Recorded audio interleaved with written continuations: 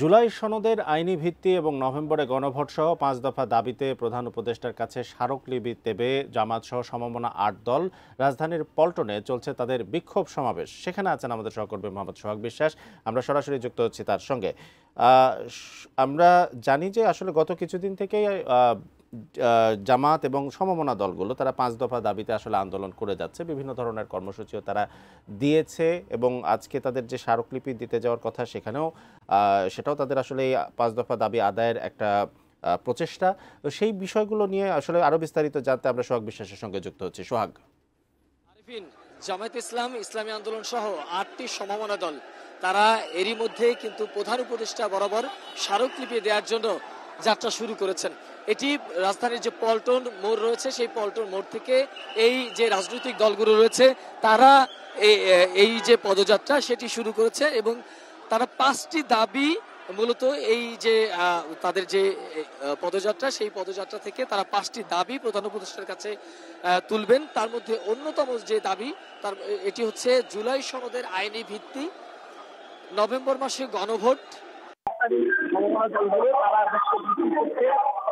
আগে সমাবেশ করেছে, সেই সমাবেশে জামায়াত ইসলামের নায়েবে আমির আব্দুল তাহের বক্তব্য, জামায়াতের সিলেট জেলার বক্তব্য রেখেছেন, আন্দোলনের যে কেন্দ্রীয় পর্যায়ের যে মুখপাত্র গাজী আতাউর রহমান এছাড়াও অন্যান্য যে ইসলামিক দলগুলো রয়েছে তাদের নেতারাও কথা বলেছেন। তাদের সবার মুখে কিন্তু একটি কথা, সেটি হচ্ছে সরকার বিশেষ করে একটি দলকে সুবিধা দিতে বিশেষ একটি দলের প্রতি প্রভাবিত হয়ে এই বিলম্বিত করতে, সে কারণে তারা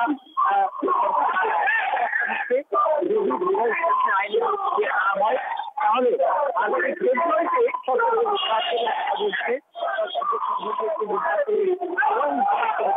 সেই নির্বাচনের উপরে প্রভাব পড়তে পারে, এমনকি এই নির্বাচন পিছিয়ে যাবে এমন।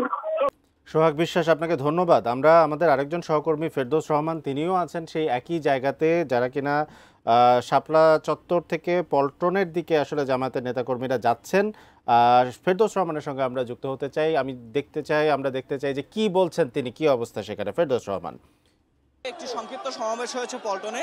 সেখানে বলা হয়েছে যে কোনো মূল্যে জুলাই সনদ বাস্তবায়নটা করতে, যে গণভোট হবে সেই গণভোটের দিতে হবে অবশ্যই নভেম্বরের আগে, অর্থাৎ নভেম্বরের আগেই গণভোট দিতে হবে, সেই দাবিটি তারা করেছেন। এবং তারা বলেছেন যে এই দেশে জুলাই সনদ বাস্তবায়ন না হলে কোনো ধরনের নির্বাচন হতে দেওয়া হবে না, অর্থাৎ নির্বাচন যদি হতে হয় সেটি জুলাই সনদের ভিত্তিতে হতে হয়, গণভোট দিতে হবে। এটি আসলে এখনকার মতো মূল দাবি।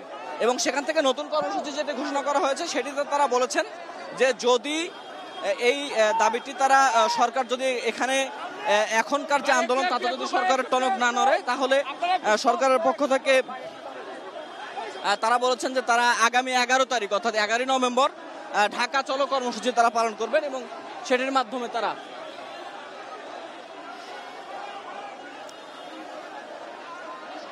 ঢাকা চলো কর্মসূচি পালন করবেন এবং সেটাকে ঢাকা অচল করে তারা দিবেন। এবং বলছেন যে যদি কথা মতো আসলে কাজ না হয় তাহলে তারা তাদের যে দুর্বার আন্দোলন সেটি তারা চালিয়ে যাবেন।